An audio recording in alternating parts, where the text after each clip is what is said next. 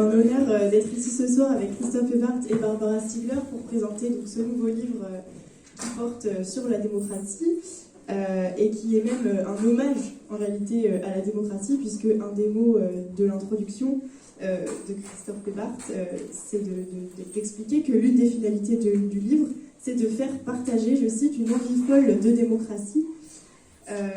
Donc c'est un regard d'historien que vous posez d'abord sur cet objet, la démocratie, puisque le sujet principal du livre c'est Athènes, et plus spécifiquement Athènes au 5e siècle avant Jésus-Christ. Et d'ailleurs vous précisez que c'est une période qui a finalement été assez peu étudiée par les historiens, du moins en France. Mais c'est aussi, et peut-être surtout, un regard très contemporain que vous posez sur la démocratie avec ce livre. Et d'ailleurs, vous rappelez avec Bourdieu et Marc Bloch qu'il est non seulement impossible, mais même néfaste en fait, pour le travail d'historien de fuir son présent pour étudier le passé. Et donc, votre livre, tout en parlant d'Athènes, c'est une invitation à réfléchir à la nature de nos démocraties, ou du moins de ce qu'on appelle tous les jours, sans peut-être y penser, nos démocraties, à l'aune de l'expérience athénienne.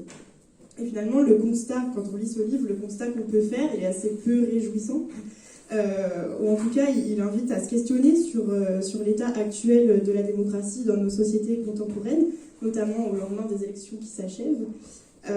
Et en fait, on est vraiment frappé par l'étrangeté de cette expérience athénienne, au point qu'on se demande que reste-t-il de la démocratie aujourd'hui. Et c'est d'ailleurs le point commun entre vos travaux de recherche, puisque Barbara Stiegler, vous réfléchissez à la question de la démocratie depuis quelques années maintenant, à travers cette fois plutôt l'étude du néolibéralisme qui a transformé la démocratie depuis les années 1930. Et vous l'observez notamment, pour votre part, à travers les transformations de l'hôpital et de la démocratie sanitaire. Donc ma première question, elle est assez large, et ça va être quel est votre diagnostic respectif concernant ce qu'on appelle la démocratie ? Bien, bonsoir à toutes et à tous, merci beaucoup d'être là. D'abord, je dis juste un mot parce que je suis ému de parler à la machine à lire, puisque je suis un client depuis 1989, et donc je voulais remercier les librairies. Il n'y a plus que Daniel, qui est la dernière qui part à la retraite, libraire, et voilà, donc je rends hommage aux librairies, on rend souvent hommage aux bibliothèques, quand on est des historiens et des historiennes, et on oublie souvent les librairies, et surtout les libraires, qui ont été souvent de très grands conseils pour moi, et donc je leur dois beaucoup de ce que je suis, parce qu'ils m'ont fait découvrir des choses que je n'aurais jamais découvertes tout seul. La deuxième chose que je voudrais dire, c'est aussi que ce livre est le fruit d'un statut qui s'appelle maître de conférence. Moi, j'ai eu la chance de soutenir ma thèse en 2002 et d'être recruté en 2002, ce qui est quasiment aujourd'hui totalement impossible, et qui m'a donné une tranquillité d'esprit, une tranquillité matérielle aussi, sans laquelle, bien entendu, ce livre que j'ai fait en réfléchissant tranquillement, etc., sans être pris dans une course d'appel à projet.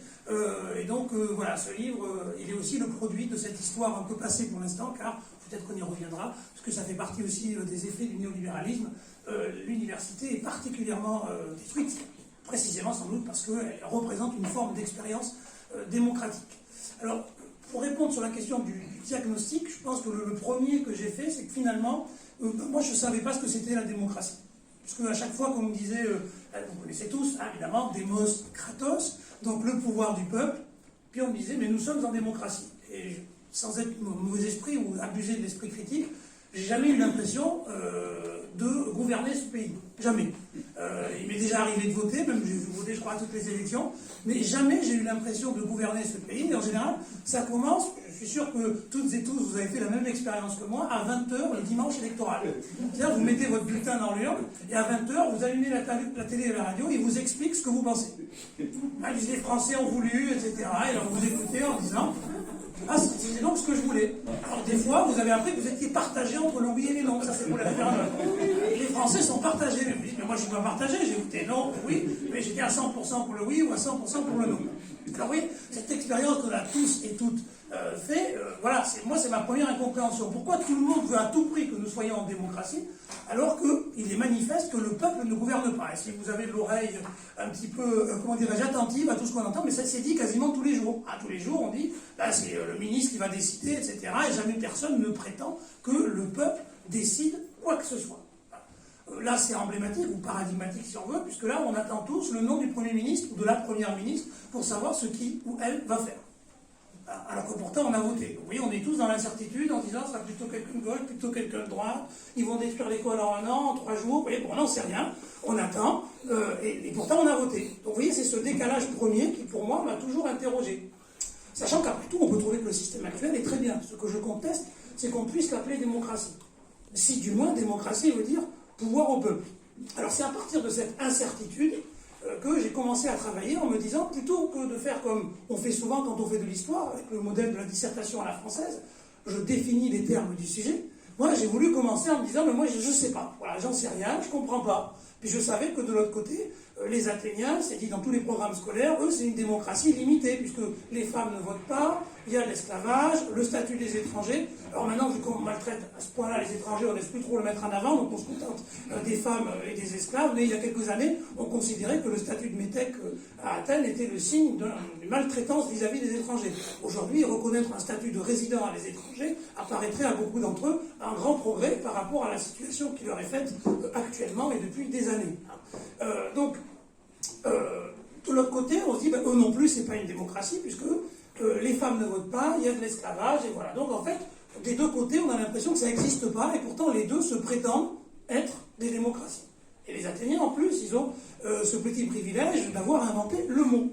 Puisque le mot démocratia, c'est eux qui l'inventent, sans doute au début du 5e siècle. Hein, la première attestation, elle est autour des années 460, mais il est possible que le mot soit antérieur. Donc c'est eux qui se disent, dans leur situation, avec les femmes qui ne votent pas, les esclaves, qui se disent, nous sommes une démocratie. Et donc ça de quoi nous surprend. Et donc l'historien, qu'est-ce qu'il doit faire là? Il doit se dire, qu'est-ce que c'est pour eux la démocratie? Et donc il faut apprendre à suspendre son propre jugement, c'est-à-dire éviter d'arriver avec le tribunal de l'histoire 25 siècles plus tard, en disant, comme les femmes ne votent pas et comme il y a l'esclavage, à la poubelle de l'histoire, et préoccupons-nous du futur. Moi, j'ai essayé de comprendre ce qu'ils prétendaient avoir construit. Et ce que je crois avoir essayé de montrer dans ce livre, c'est que, effectivement, dans leur pensée à eux, ils ont élaboré une démocratie, si la démocratie signifie bien que le démos, le peuple, je dis le mot grec, non pas pour faire le cuistre, mais parce que en français, pour vous c'est moins sans doute familier démos, mais si je dis peuple, ça renvoie à une ambiguïté. Est-ce que c'est le populaire, donc une partie du peuple au sens de la communauté des citoyens, etc. Alors que si je vous dis démos, ça ne vous pose pas de problème immédiatement d'accepter que c'est une totalité. Hein. Mais sachez qu'en grec, il y a la même ambiguïté, hein, que évidemment, très rapidement, et ça aussi je l'explique dans le livre, les adversaires de la démocratie ont dit en fait c'est pas le démos au sens de tout le monde qui gouverne, mais une majorité de pauvres, d'ignorants, de gens qui ne pensent qu'à eux, etc. Ah, vous voyez, les attaques sont au moins aussi anciennes que la démocratie. Donc, pour moi, si je dis que le démos a le pouvoir, alors effectivement, il y a une expérience particulière qui permet à un démos de se gouverner lui-même de façon effective. C'est-à-dire, c'est pas simplement un titre, une catégorie qu'on se donne à soi-même, c'est une réalité historique dont j'ai essayé de montrer et le fonctionnement et, si j'ose dire, les conditions de possibilité. C'est-à-dire, pourquoi c'est possible? Parce qu'il ne suffit pas, quand on fait de l'histoire, de se dire « j'ai envie de les trouver démocratiques parce que c'est des Grecs, puis je les aime bien, etc. » Il faut aussi se demander « mais est-ce que ce que je raconte, c'est possible?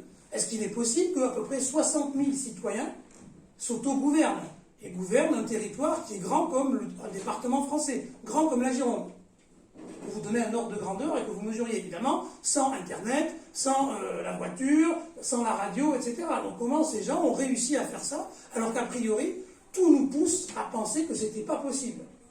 C'est trop loin, les plus éloignés, pour que vous ayez une idée, donc ils se réunissent à la PNIX, et les plus éloignés, ils ont à peu près 55 à 60 km à faire pour aller à l'Assemblée.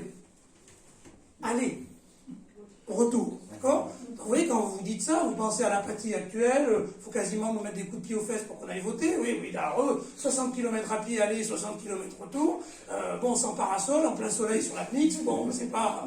On imagine un certain courage, il faut avoir la démocratie chevillée au corps. Donc vous voyez, si je regarde comme ça, je me dis, il n'y a aucune raison. Voilà. Et donc, j'ai essayé de comprendre pourquoi ils ont réussi ça, et pour le dire d'un mot, et passer, ce sera au fond mon diagnostic, c'est parce que ils ont plus cherché à expliciter les problèmes que posait le slogan politique « je vais donner le pouvoir, le peuple se donne le pouvoir à lui-même », plutôt que d'essayer de trouver une réponse positive. Nous, quand on veut être en démocratie, ce qu'on cherche, c'est une constitution, des recettes miracles, tirage au sort, la fin des mandats à vie, enfin, etc. On a tous pensé ça. La parité, vous voyez, on a toute une série de recettes comme ça qui sont censées améliorer la démocratie. Donc pour nous, on raisonne comme des juristes. Et ce qui m'a frappé chez les Athéniens, et donc c'est ça mon diagnostic, c'est qu'en fait, ils abordaient la démocratie d'une toute autre manière que nous. Non pas comme un ensemble de procédures, mais comme une manière de vivre ensemble. C'est-à-dire que tout est démocratique. Et qu'il ne peut pas y avoir qu'une partie, c'est le moment où on vote, ce qui serait démocratique, puis le reste, un océan d'inégalités fonctionnant avec d'autres principes.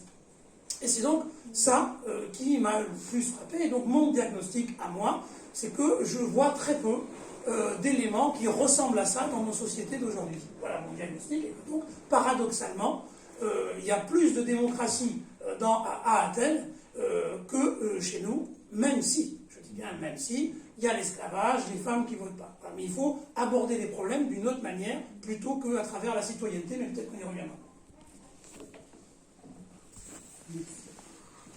Merci beaucoup. Merci pour cette question qui est parfaite. Pour commencer, et une fois de plus, nous ne nous sommes pas concertés à l'avance. C'est très agréable d'être surpris. Alors, je vais un peu imiter Christophe. Je vais faire un peu... ça doit être les neurones miroirs. Je vais dire d'abord qu'avant de répondre à la question, je voudrais dire 2-3 choses.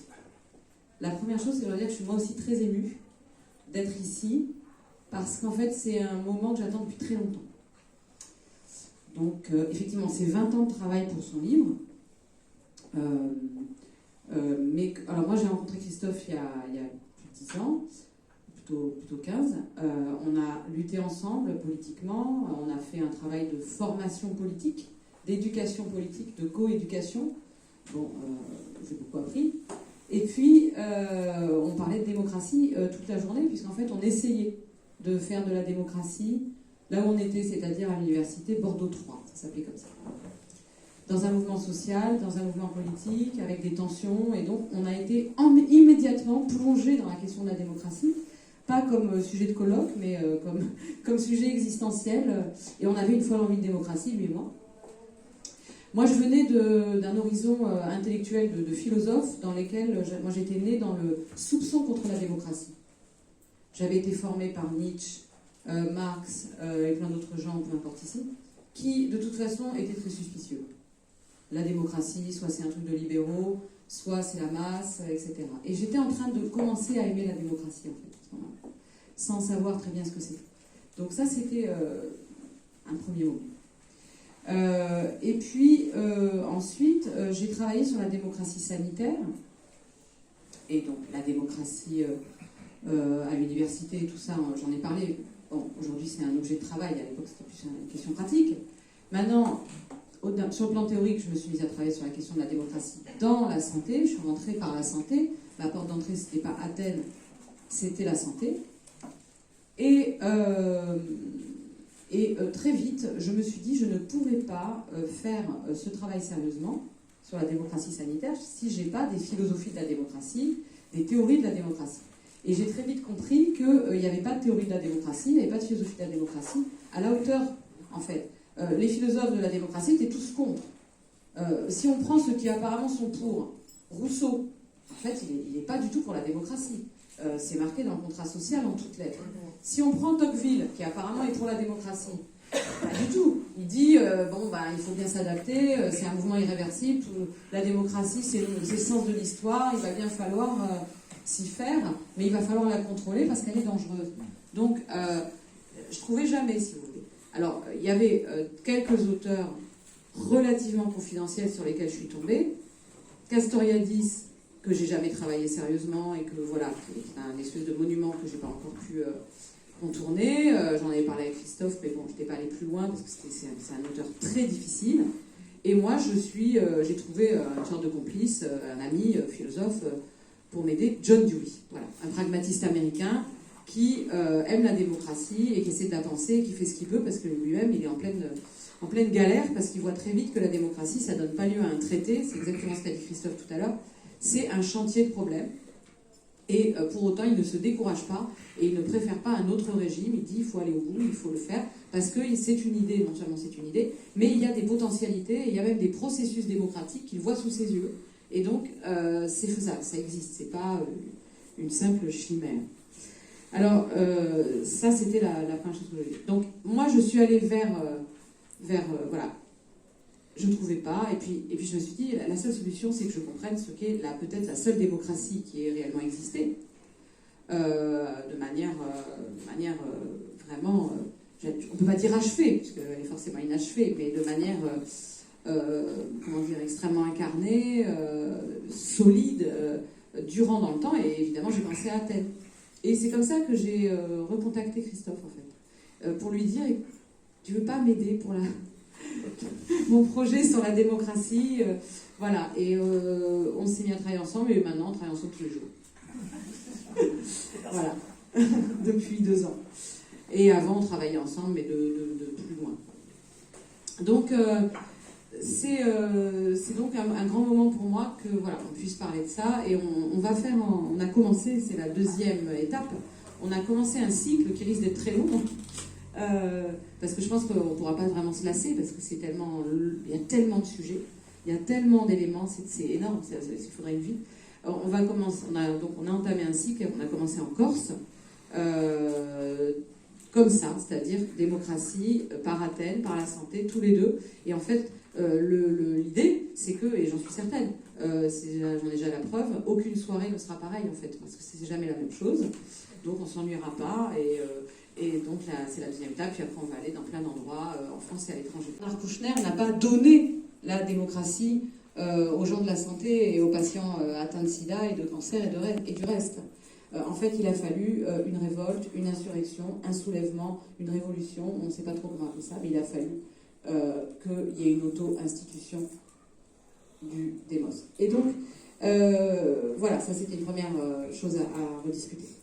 Alors, donc cette question, la démocratie au fond, c'est quoi? Qu'est-ce que c'est? Est-ce que ça existe? Et puis, j'ai beaucoup aimé ce que tu viens de dire sur, j'avais pas pensé, la Gironde.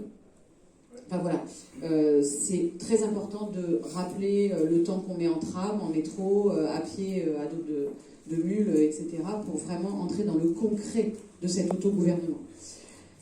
Surtout pour nous qui essayons d'agir ici en Gironde, en Nouvelle-Aquitaine, à Bordeaux, à l'université, et donc ces questions d'échelle sont fondamentales, et ça c'est un autre écran. Très souvent on dit la démocratie c'est possible quand on est quelques-uns, mais dès qu'on est beaucoup c'est impossible, voilà, et c'est les mêmes qui vous disent attendez on est en démocratie, sinon vous dites qu'on est en dictature.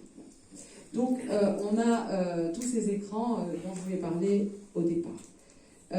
Dernière chose, et bien répondre à votre question, le diagnostic.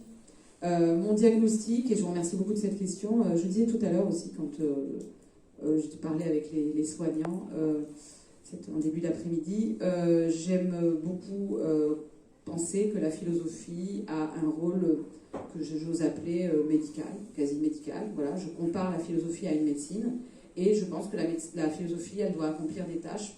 Et c'est pour ça qu'elle est plus qu'utile, elle peut même être vitale. Diagnostic, elle doit contribuer, bien sûr, pas toute seule, elle doit contribuer à un diagnostic, à une symptomatologie, une clinique, une étiologie, l'étude des causes, et une thérapeutique, une proposition de solution. Et une des premières choses à faire, c'est le diagnostic.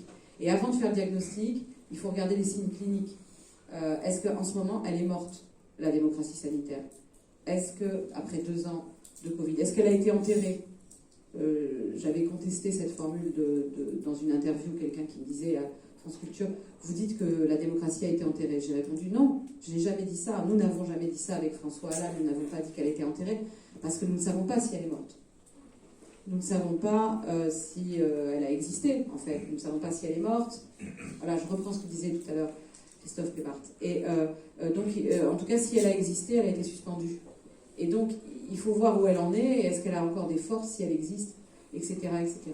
Donc, ce travail de symptomatologie, de clinique, de voir est-ce que le corps bouge encore ou est-ce qu'il y a un vrai corps, toutes ces choses, est-ce qu'il y a des chances de survie, etc., c'est très important, parce que s'il n'y a rien du tout et si tout est mort, c'est pas la même chose que s'il y a des forces, et quand on est médecin ou soignant, Même quand ça va pas bien, même quand c'est grave, on se dit on va essayer de guérir. Donc ça c'est comme ça je répondrai. Et sur le diagnostic, eh bien, évidemment le diagnostic il est long et difficile. C'est-à-dire je ne vais pas pouvoir le poser toute seule.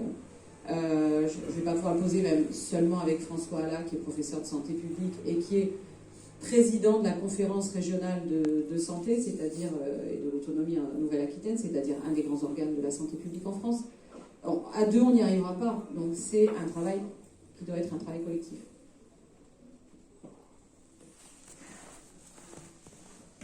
Merci pour vos deux réponses qui, en fait, déjà commencent à éclairer, je pense, le titre du livre.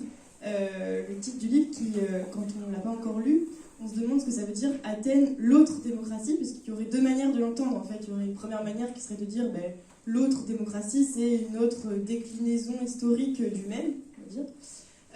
Et à ce moment-là, notre démocratie contemporaine ou représentative serait simplement un autre épisode dans l'histoire de ce qui s'est passé à Athènes au 5e siècle avant Jésus-Christ.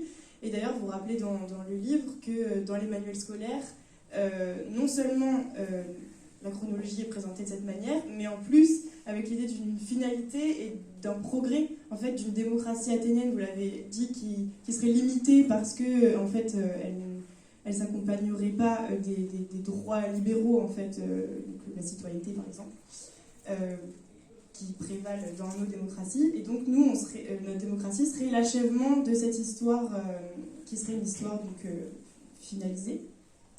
Et puis, il y a une autre manière, qui est la vôtre, d'entendre cette altérité, cette autre démocratie, qui est que, en fait, on est face à deux régimes de nature différentes, et vous avez commencé déjà à l'esquisser. Alors, comme le temps passe, je vais peut-être essayer de montrer les conséquences de cette tentative que vous avez de montrer l'altérité de la démocratie athénienne. C'est que ça donne un livre qui est assez surprenant, en fait, parce qu'il prend à rebours tous les schémas interprétatifs habituels qu'on a tendance à attendre sur la démocratie.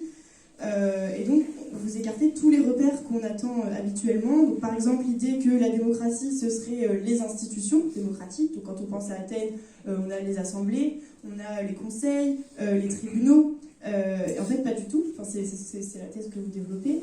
Enfin, pas du tout, en tout cas pas seulement. Vous écartez aussi l'idée que la démocratie, ce serait la citoyenneté. Ça, c'est vraiment un sujet important du livre. À savoir, être en démocratie, c'est avoir le droit de vote, par exemple. En tout cas, être en possession de certains droits.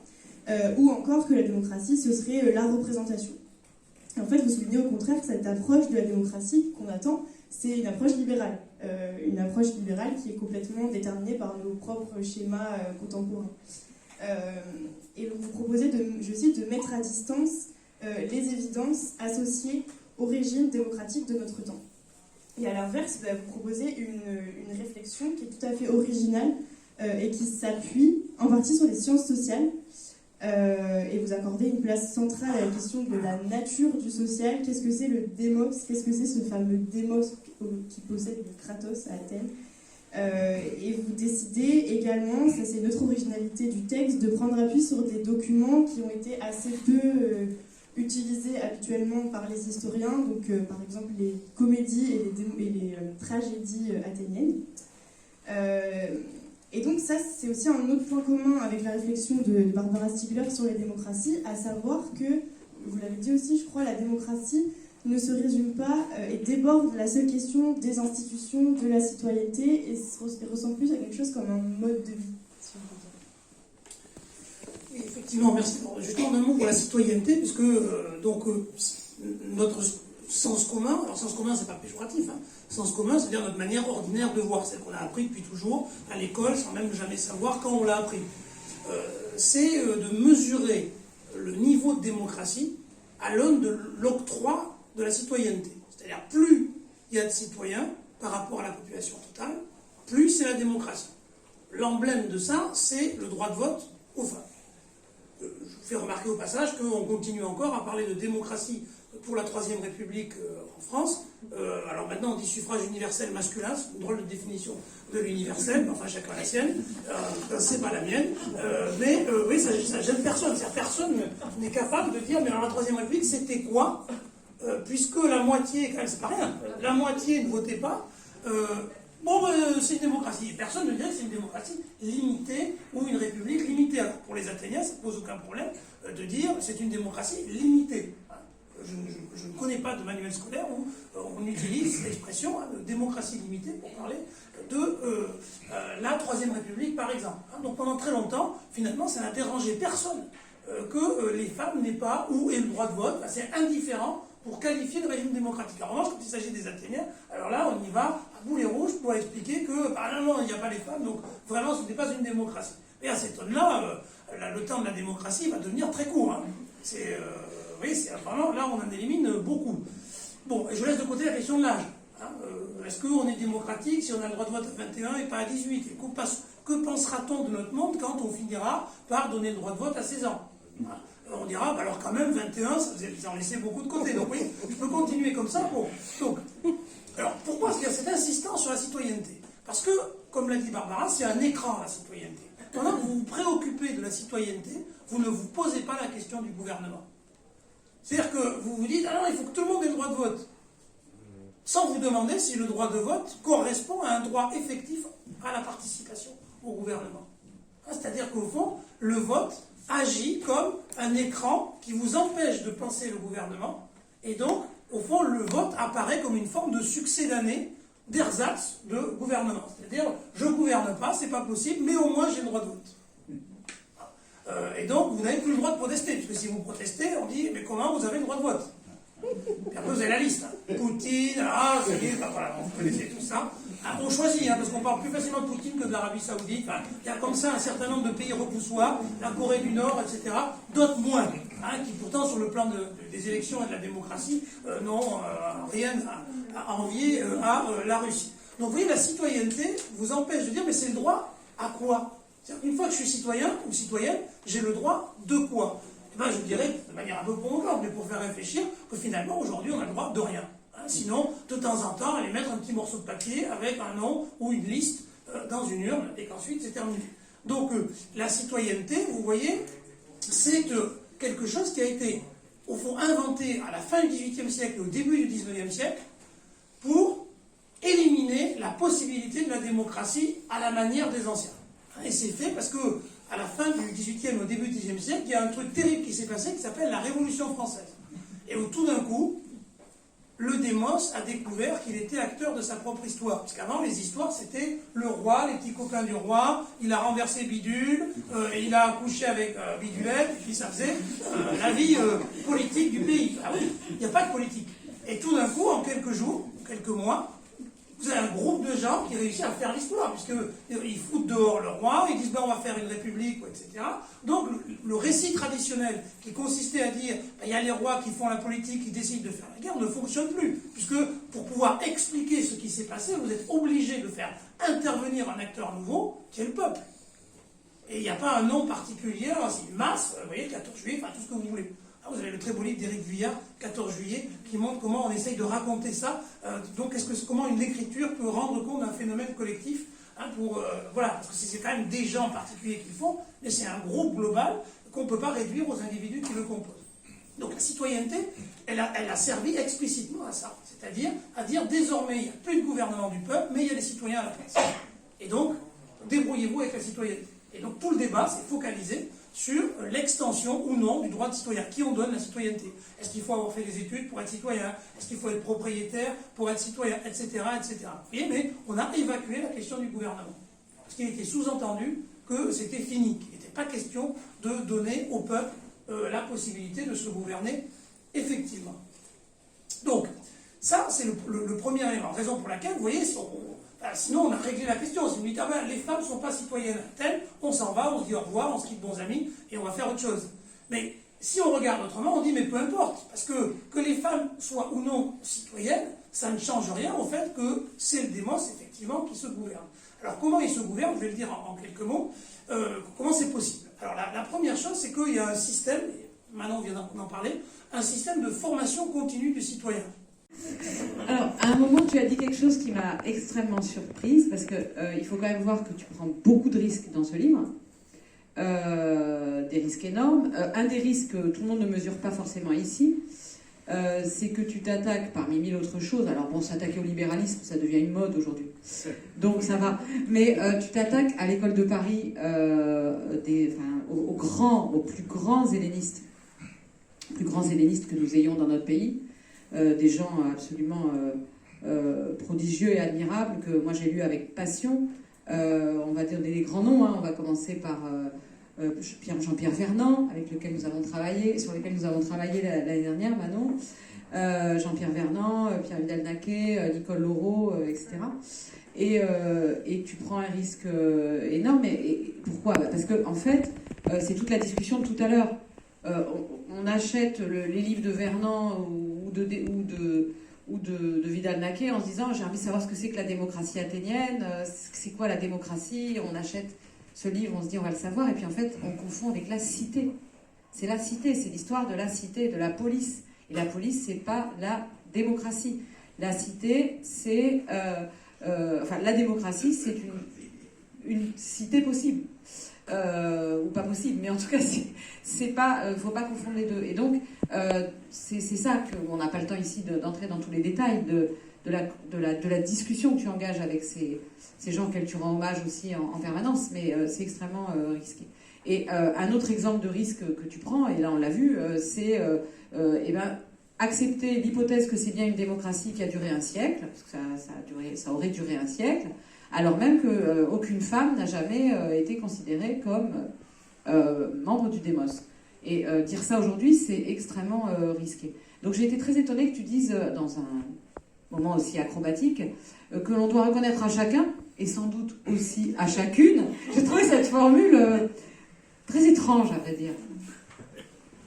Pour rendre hommage à la situation actuelle, parce que c'est vrai, je m'en ai. Parce que, en fait, la parésia, donc cette capacité de pouvoir prétendre dire vrai, hein, qui explique le silence quand quelqu'un doit parler, hein, raison pour laquelle la forme démocratique n'est pas le dialogue mais le discours.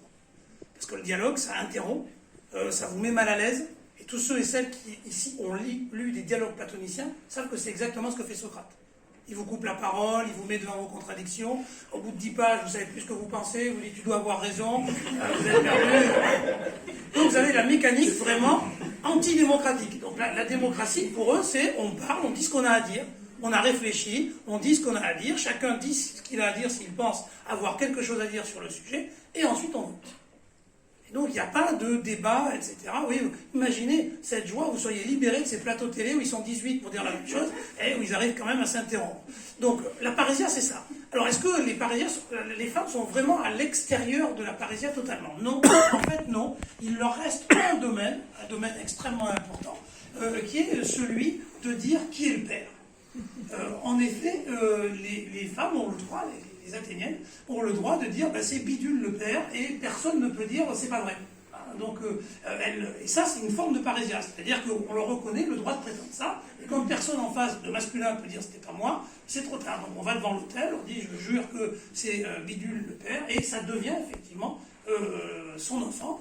Et l'enfant du père ainsi désigné. Donc vous voyez, elles ne sont pas totalement exclues, c'est pas un bon mot.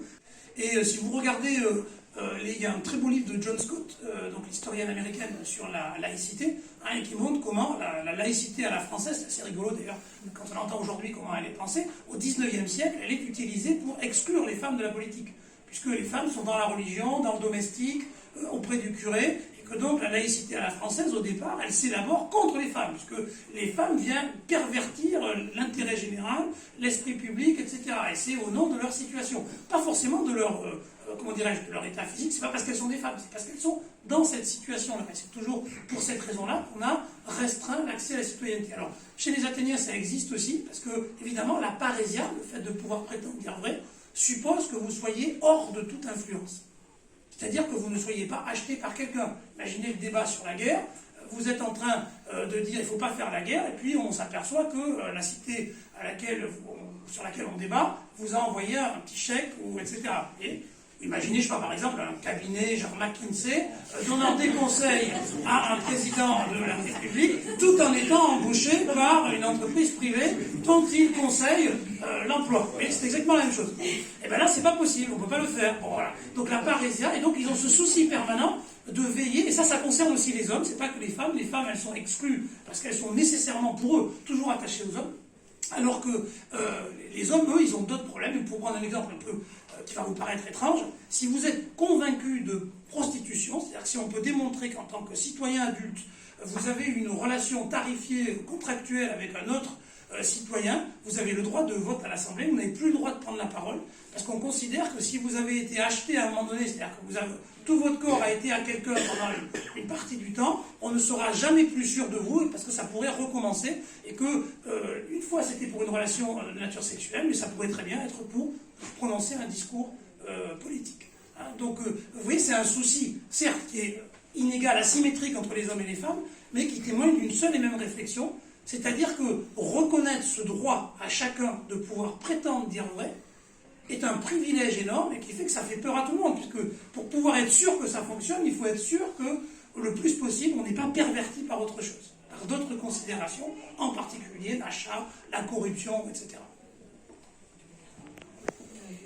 J'avais juste deux petites choses à dire avant qu'on reprenne le fil des questions de Manon Delobel. Pour aller dans le même sens qu'elle, la lecture de ce livre est vraiment, comment dire, je ne sais pas la formule, mais voilà, j'ai une sensation de dépaysement extraordinaire, et en un sens, il est extrêmement clair, donc c'est pas un livre difficile à lire, puisqu'il est écrit dans une langue parfaitement accessible, il n'y a aucun jargon, quand il y a un mot technique ou il y a un mot grec, il est expliqué, donc... mais si vous voulez, c'est un dépaysement total, et comme l'a très bien dit Manon, c'est parce que ça prend à rebours toutes nos représentations figées sur la Grèce et sur les mots de la Grèce qui sont à chaque fois mal compris en fait. Donc c'est là où on voit que l'entreprise est courageuse et qu'elle a demandé des années, parce que ça suppose un travail, ça a supposé pour toi un travail de dilution. Alors évidemment, il y a quelques collègues qui t'ont aidé, on le voit dans l'appareil de notes, mais j'imagine, enfin je n'arrive même pas à imaginer tout le travail que tu as dû faire. Alors moi, c'est vrai que pour ce qui est du philosophe qui essaie d'avoir, je vais reprendre une formule à toi, une philosophie démocratique de la démocratie, à savoir John Dewey, cet Américain étrange qui vient de ce continent très lointain et de ce monde très bizarre qui est le monde de l'Amérique, je ressens un peu quelque chose de similaire, c'est-à-dire que d'abord je retrouve parfois les mêmes questions, et chez Dewey, c'est un Américain, il ne vit vraiment pas dans notre monde, et quand il parle, des fois on a du mal à comprendre ce qu'il dit, ce qu'il raconte, et il a une approche de la démocratie qui est tellement...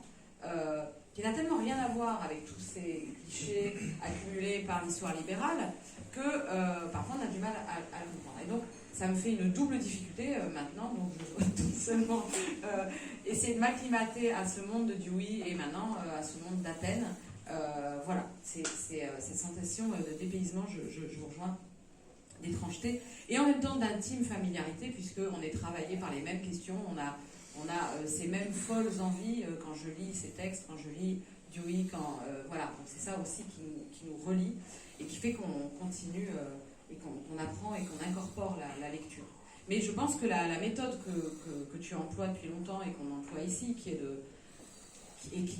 est au cœur de ce cycle de conférences ou de discussions, la méthode qui consiste à aller sans cesse des Grecs au CHU, du CHU aux élections législatives, des élections législatives à McKinsey et de McKinsey à je ne sais pas quoi, Tocqueville, c'est la bonne méthode. Je pense que c'est comme ça qu'il faut faire pour arriver à incorporer et à ressentir tout ce que tout ça veut dire. Et dernière chose, pour répondre à la question de Manon, un des grands points communs entre eux, et le commun, vous comprendrez, c'est important dans cette entreprise où tout est étranger et tout est différent, un des points communs très puissants entre cette démocratie athénienne et la démocratie dont nous parle le pragmatisme américain, c'est que la démocratie, c'est pas un ensemble d'institutions qu'on pourrait décrire dans un traité de philosophie politique qui ressemblerait à quelque chose comme le contrat social, par exemple, hein, au niveau stylistique, avec article 1, etc., avec chapitre 1, chapitre 2. Ça, c'est ce que disait exactement Christophe tout à l'heure. Ce qui est commun, c'est que pour Dewey, comme pour les Athéniens, c'est un ensemble de manières de vivre. Voilà. Et ça, c'est vraiment l'entrée commune que nous avons dans cette question parmi d'autres entrées. il y a une autre question, je pense, qui permet de faire le pont entre vos deux recherches sur la démocratie. C'est la question, alors ça a été un peu abordé avec la Parisienne, mais c'est la question de l'expertise. Dans la mesure où, ce qui est bien rappelé dans le livre, c'est que les Athéniens aussi connaissaient le principe de la représentation, puisque c'était impossible pour... que tous les citoyens aillent délibérer sur la place publique, donc il y avait effectivement un principe de représentation, mais le peuple n'était jamais représenté par un individu, mais toujours par un groupe. Et il est rappelé dans le livre qu'environ 10% du corps civique en fait, se réunissait dans les délibérations, alors que dans notre système, le rapport entre le nombre total d'élus et la population, vous rappelez, est largement inférieur à 1%. C'est un chiffre qui est assez marquant, je pense qu'il faut le rappeler. Et vous soulignez que cet écart qui est le nôtre entre un principe démocratique et la réalité de notre régime, il est justifié par précisément cette supposée expertise des gouvernants. Il y a une manière un peu différente de répondre à cet argument contre la démocratie chez l'un et chez l'autre. Christophe Pébart, vous montrez que, c'est ce que vous avez dit tout à l'heure, que les Athéniens considéraient qu'il n'existait pas une vérité sur le monde, mais seulement des interprétations ou des opinions, et c'est en ça que donc, la tragédie serait une théorie démocratique de la démocratie, puisqu'elle met en scène justement ce caractère inépuisable des interprétations sur le monde. Et du coup, la conséquence, c'est que personne ne peut arriver avec une interprétation clé en main sur le monde et dire suivez-moi, puisque c'est moi l'expert et c'est moi qui sais vous expliquer où est la vérité. Et j'ai l'impression que Barbara Stiegler, le choix que vous faites dans vos analyses, c'est un choix un peu différent qui consiste plutôt à appuyer sur l'idée d'intelligence collective et d'élaboration sociale du savoir, et plutôt contre la prédation de l'expertise et de la science comme un capital qui serait jalousement gardé par un petit nombre. Est-ce que vous pourriez justement échanger sur cette légère divergence ? Je ne sais pas s'il y a une divergence, mais en tout cas, oui, je pense que ce qui nous empêche définitivement d'être une démocratie, c'est l'expertise. C'est-à-dire le fait que sur toute question, il y ait des experts qui viennent nous raconter parfois nos propres vies. Quand on y réfléchit, c'est assez fabuleux de voir des gens nous parler de pouvoir d'achat quand on pense qu'ils gagnent parfois 10, même beaucoup plus, ça encore, 10 fois plus que nous, et qui peuvent comme ça pendant une heure débattre sur un plateau télé sur les difficultés des Français en ce moment, c'est dur, eh bien oui, sûrement, c'est dur. Mais, donc oui, il y a un petit papier de Pierre Bourdieu qui s'appelle La pensée de Tite-Meyer, c'est un banquier allemand central oublié, mais qui avait dit un jour à la télé, au moment de Maastricht, je crois, il avait dit il va falloir faire des efforts. Et Bourdieu disait mais qui va faire des efforts et c'était une bonne question. Pour le dire autrement, nous sommes dans un monde paradoxal où, au fond, on vote à l'Assemblée nationale la baisse de 5 € des APL, mais personne n'est concerné à l'Assemblée nationale. Oui, donc en fait, nous sommes habitués à ce que les gens qui prennent des décisions pour nous ne soient pas affectés par les décisions qu'ils prennent. Et on pourrait sans doute se dire que ça serait différent si effectivement ils étaient directement concernés. Ça ne veut pas dire qu'ils ne prendraient pas forcément la même, ils ne penseraient pas pareil. Vous voyez ? Vous avez un passage célèbre dans un film de Michael Moore sur la guerre en Irak, où il va poursuivre les sénateurs en disant mais si ton fils partait à la guerre en Irak, est-ce que tu la voterais ? Et le type ne répond pas. Il dit non, je ne veux pas de commentaire, parce qu'il est lui-même gêné, il comprend le sens de la question. Vous voyez ? Donc la grande différence, c'est pour ça qu'il n'y a pas d'expertise, c'est que les Athéniens, quand ils sont dans leur assemblée et qu'ils disent on vote la guerre, ils votent leur propre départ. Vous voyez ? Quand François Hollande a décidé la guerre au Mali, il était tout seul dans son bureau, ça n'a rien changé pour lui. Vous voyez, il est parti dormir tranquillement, et le lendemain ça a continué. Il n'est pas parti à la guerre, ni ses enfants, ni quoi que ce soit. Donc vous voyez que, ne croyez pas que, disant cela, je dénoncerai, je dis juste que ça change, et c'est bien nécessaire que ça change, puisque c'est beaucoup plus facile de décider une guerre quand, au fond, ses effets sur soi sont très éloignés, quand personne de votre famille n'est concerné, etc. Donc, vous voyez, les Athéniens, ils ne sont pas meilleurs que nous, sauf qu'il se trouve que, quand ils votent la guerre, ils votent leur propre départ à la guerre. Ce qui, déjà, vous voyez, vous met mécaniquement dans la situation de dépasser votre intérêt privé. Puisque votre intérêt privé, c'est de voter la paix, de tout rendre, de leur dire gardez la cité, voilà les clés, et puis moi je reste vivant. Vous voyez ? Donc voter la guerre, c'est-à-dire demain je pars, imaginez ce que ça implique comme capacité à penser que le démos existe, que le peuple existe et qu'il existe suffisamment pour que je puisse accepter de mettre ma vie en jeu, toute ma tranquillité on peut dire, au nom d'un idéal voit pas, parce que le démos, personne ne le voit, c'est qu'on ne le voit jamais, etc. Donc, rien que ça, ça empêche toute forme d'expertise. Est-ce que ça veut dire qu'il n'y a pas d'expertise quand ils prennent les décisions? Bien sûr que si.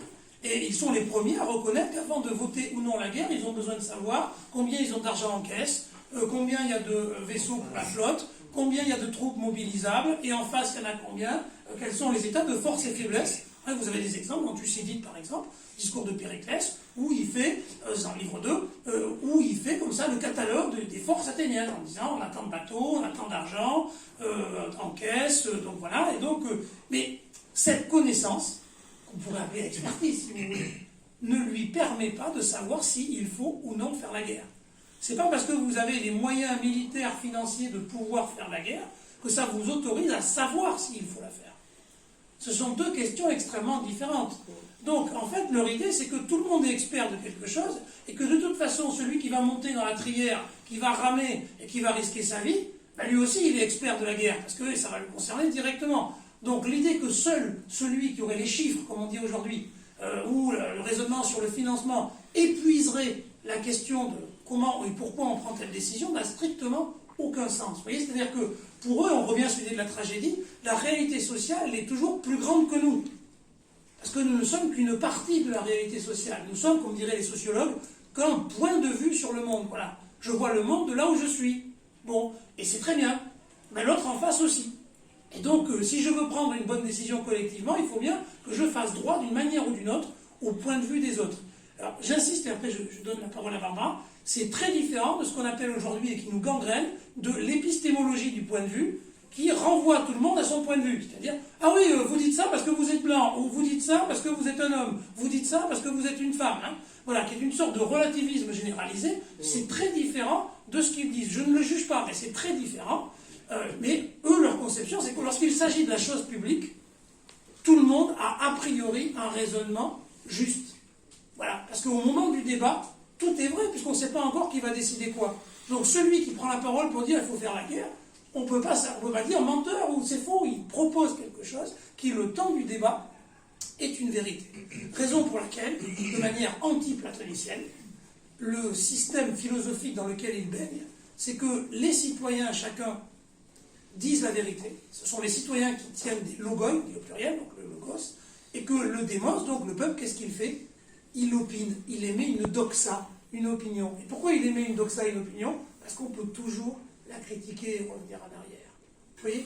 Donc, alors que nous vivons dans un monde dans lequel critiquer le droit apparaît très souvent comme une sorte de remise en cause des fondements de notre société, etc., pour eux, c'est le fondement même de la démocratie, puisque précisément, comme je l'ai dit tout à l'heure sur Antigone, aucun discours, a priori, ne donne le sens du monde. Donc, même s'il existe, il est une contribution plus ou moins éminente, au même titre que les devins qui vont regarder dans les entrailles des trucs. Voilà. Tout ça, ce sont des discours possibles que je dois écouter, et plus j'en écoute, plus j'ai une chance d'élaborer quelque chose qui va être vrai, mais qui ne sera de toute façon qu'une opinion, c'est-à-dire que je serai toujours autorisé collectivement à rediscuter.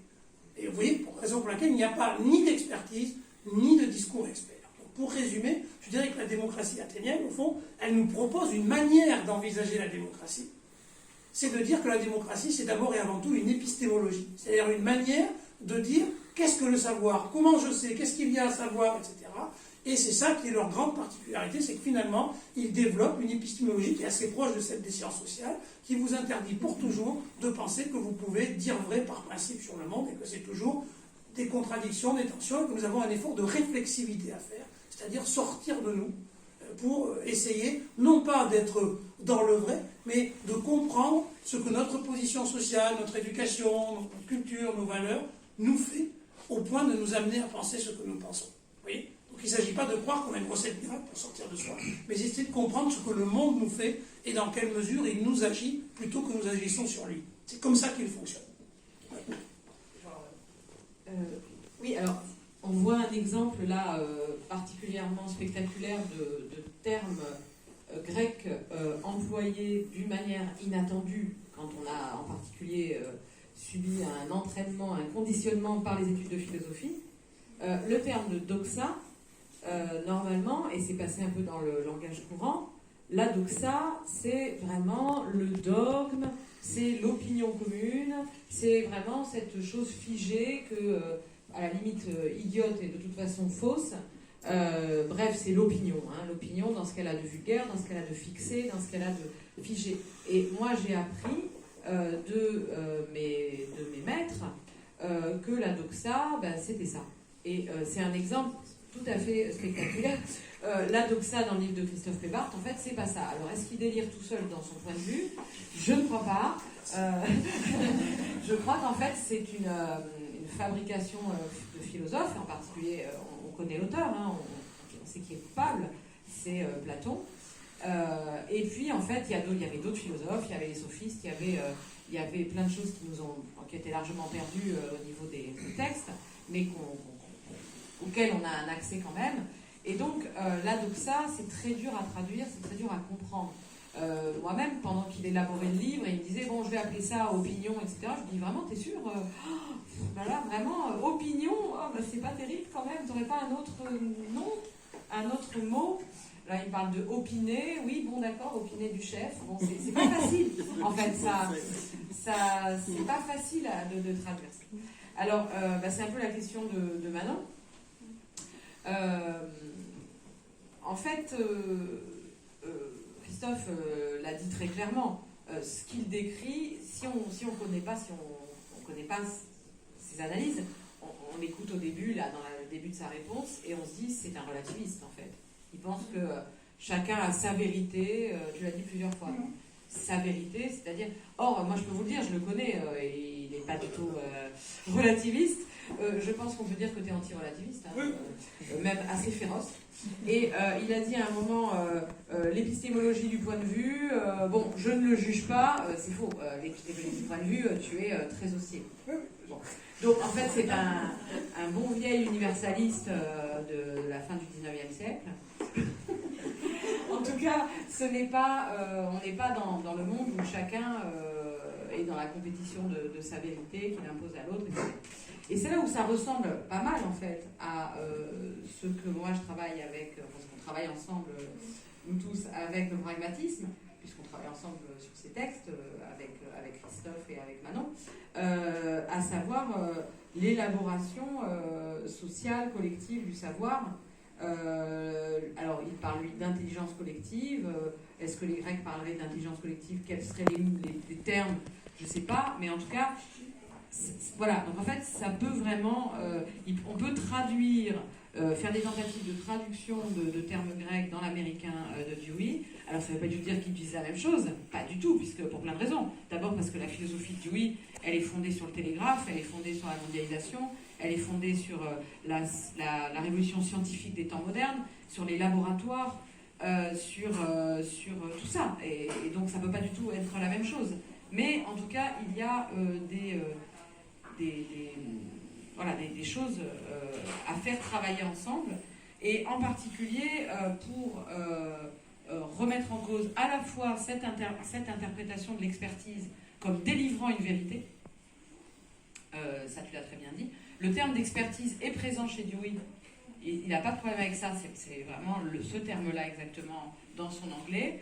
Simplement il dit ce que tu as dit exactement, c'est-à-dire oui, il peut y avoir des techniciens de tel ou tel aspect de la question, mais c'est très important qu'ils soient là dans la délibération, qu'ils soient présents parmi nous, mais il faut qu'ils restent à leur place. C'est-à-dire que ce n'est pas depuis cet ensemble de connaissances techniques qu'ils vont pouvoir nous dire les fins que nous devons nous donner collectivement, les fins que le démos doit se donner collectivement face à chaque problème. Donc là, c'est très très proche. Et l'autre chose qui... va dans ce sens, c'est qu'au fond, moi je suis convaincue que la philosophie de la démocratie de Dewey, et en cela elle ressemble beaucoup à celle des Athéniens, c'est donc cette idée que le savoir ne peut pas être capturé, le savoir n'est pas un produit, la vérité n'est pas la chose, n'est pas la propriété des grands hommes, etc. C'est ça aussi que tu dis. Et donc il faut absolument lutter contre cette idée-là. Alors cette idée-là, elle nous vient largement du platonisme, et quand je dis platonisme, c'est pas Platon, hein, c'est toute l'histoire du platonisme, jusque dans notre philosophie, jusque dans notre christianisme, jusque, voilà, hein, on s'est passé par Plotin, tout ça, donc c'est extrêmement puissant, et d'accord. Mais il y a aussi la version contemporaine, un petit peu masquée, alors il n'y a pas de grand Flo, hein, je vous rassure. C'est juste que on a beaucoup critiqué la métaphysique, etc. Mais malheureusement, elle revient, une fois qu'elle a été chassée par la porte, elle revient par la fenêtre sous la notion de information. Les données, les datas, les informations, les faits, voilà. L'industrie du, je parle d'industrie maintenant, du fact-checking, il y a ceux qui ont la data, qui ont la donnée, etc. etc. Voilà. Et donc, ça revient un peu au même si c'est très différent. Je pense que les spécialistes de Platon seraient effarés de la manière de présenter les choses, c'est un peu à la serpe. Mais ce qu'il y a de commun, c'est l'idée que, le savoir est figé. Et puis, il y a ceux qui le détiennent et ceux qui ne le détiennent pas. Voilà. Alors, c'est vrai que chez Platon, c'est plus compliqué que ça et qu'il y a des textes absolument sublimes de Socrate. Enfin, il y a des discours de Socrate absolument sublimes qui disent pas ça. Mais on a en tout cas cette impossibilité d'élaborer collectivement la vérité, la connaissance, le savoir, la bonne décision.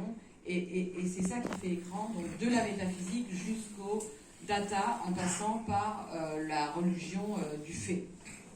Oui, puis il y a tout simplement l'élection. L'élection, au fond, elle donne la légitimité aux élus, qui n'ont pas d'autre légitimité que le fait d'être élus, et qui les transforme quasi ipso facto en spécialistes de la chose publique. Alors c'est assez intéressant, parce que moi, dans ma vie de militant, j'ai rencontré quand même plusieurs députés, voilà, et je peux vous dire qu'ils sont ordinaires. Hein. Ils ne sont pas plus malins que vous. Hein. Voilà. Mais pourtant, à chaque fois, vous posez la question, ah non, c'est trop compliqué pour moi, j'y connais rien, et c'est toujours une des objections qui est faite au tirage au sort. On dit, vous vous rendez compte, tirage au sort, on mettrait, alors en général c'est souvent Madame Michu, c'est toujours Madame, c'est pas facile, ou Monsieur Truc, un gilet jaune, vous voyez, l'horreur, allez voilà, ils arrivent. Donc, le tirage au sort est souvent disqualifié, opposé à l'élection, comme si le fait d'être élu vous donnait une légitimité à dire vrai à la place des autres. Vous voyez ? Mais personne ne vous a demandé vos diplômes, etc. La plupart des gens qui sont aujourd'hui candidats ou candidates sont tout simplement des gens qui passent leur vie dans un appareil de parti ou dans des cabinets ministériels et n'ont pas d'autre aptitude que éventuellement un peu de droit administratif et beaucoup d'expérience pratique des partis politiques, de comment ils fonctionnent, etc. Donc présenter ces gens comme des experts de la chose publique, c'est une blague, ça devrait nous faire rire tous les jours. Ces gens ne sont pas plus experts que vous et moi pour parler de la chose publique. Mais à quoi sert le tirage au sort ? Il ne sert pas à dire n'importe qui, il sert à dire tout le monde. Et c'est bien différent. C'est-à-dire que le but du tirage au sort, c'est de se dire que tout le monde doit participer, parce que ça aussi, c'est de la formation continue de citoyens. Imaginez que nous soyons régulièrement tirés au sort pour être conseiller municipal, maire, député, etc. Ben, il est sûr que notre vie publique fonctionnerait de manière très différente, puisque nous serions collectivement bien plus informés du fonctionnement et nous aurions collectivement de bien meilleures idées. Donc le système de l'élection, vous voyez, paradoxalement, justifie l'exclusion du peuple du gouvernement. Puisque c'est précisément parce que vous n'êtes pas élu que vous avez moins de légitimité que l'élu.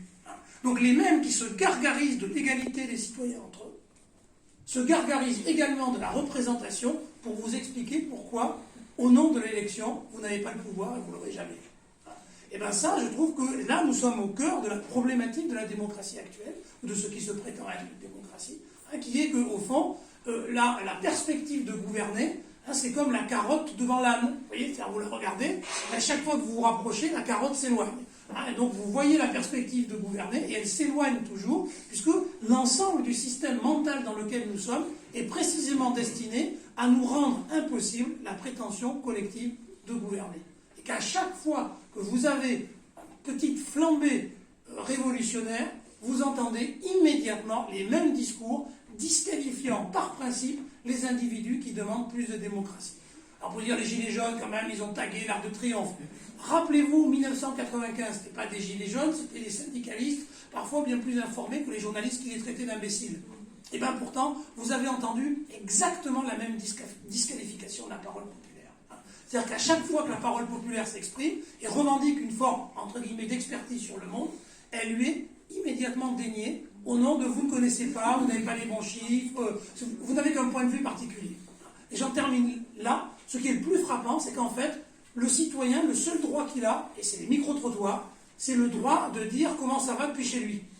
Donc vous pouvez raconter vos difficultés au supermarché, les pâtes sont chères, etc. Mais si de là vous commencez à dire, d'ailleurs, il faudrait bloquer les prix ou ça va pas, non, vous ne comprenez pas, c'est trop compliqué. Hein, donc vous avez une expertise, c'est la vie quotidienne. Hein, vous avez le droit, et les médias sont remplis de petits discours experts de vie quotidienne, alors que tous les discours d'intérêt général sont réservés à une partie bien particulière de la population, élus, universitaires, ou plus exactement experts, qui en France ne sont plus souvent pas du tout des universitaires, et qui sont là reconnus comme experts de la vie quotidienne, experts des pâtes, du prix de la crème solaire, et qui peuvent vous en parler autant que vous voulez. Vous voyez, bon, cette situation-là, elle est pour moi emblématique du monde dans lequel nous sommes parvenus. C'est-à-dire, plus on a un degré d'éducation, plus nous sommes en capacité collective de pouvoir prétendre nous gouverner, et moins c'est possible, et plus les mécanismes qui nous empêchent d'y prétendre sont puissants. Et j'essaye de vous faire comprendre que ces mécanismes ne sont pas simplement à la télévision ou à la radio, ils sont là. Parce que c'est difficile d'imaginer des paroles populaires, des gens qui parlent autrement, pas forcément avec les mots les plus raffinés, correspondant au langage le plus souvent des gens qui sont bac plus machin, etc. Nous-mêmes, ça nous heurte parfois l'oreille. Donc nous-mêmes, nous sommes habitués à considérer comme plus légitime une parole qui vient de gens qui parlent comme des gens qui savent. Donc il faut que nous-mêmes, nous soyons capables de faire un effort pour accepter que le savoir peut être dit autrement. Et que dans la forme même du discours tenu, il y a peut-être d'autres manières de dire vrai et juste sur le monde que celles ordinaires. Et c'est souvent ça que vous ressentez quand vous êtes dans un mouvement révolutionnaire. Tout d'un coup, le syndicaliste parle vrai, et vous l'entendez à l'oreille, vous dites, mais c'est lui qui a raison, vous voyez. Et les gilets jaunes, au début, c'est exactement ça que ça a produit. Quand les types arrivaient dans les plateaux télé avec le gilet jaune, les autres, avec leur cravate, jeunes, machin, bronzés, ils avaient l'air extraordinairement archaïques par rapport à des gens qui posaient des problèmes, etc. Et on disait, ah c'est intéressant, comme je ne l'ai jamais entendu. Alors après, bon, c'est vite refermé, mais ça vous montre que, vous voyez, les mécanismes sont en nous et sont très profonds. Raison pour laquelle, et en fait, fini là, l'histoire est utile. Parce que l'histoire, elle nous apprend à nous dépayser, elle nous apprend à nous éloigner de nos propres évidences, y compris celles qui sont les plus profondes, celles qui révèlent presque une manière de concevoir l'être humain, la nature humaine. L'histoire nous montre que les êtres humains n'ont pas toujours été pareils, et que même ceux que je crois éternels, de tout temps à jamais, l'histoire témoigne à chaque fois que ce sont des constructions socio-historiques. Et en dépit de leur puissance, même si ce sont des constructions socio-historiques, nous pouvons toujours envisager, élaborer ensemble d'autres constructions socio-historiques que celles qui nous sont proposées et présentées comme naturelles, évidentes et universelles.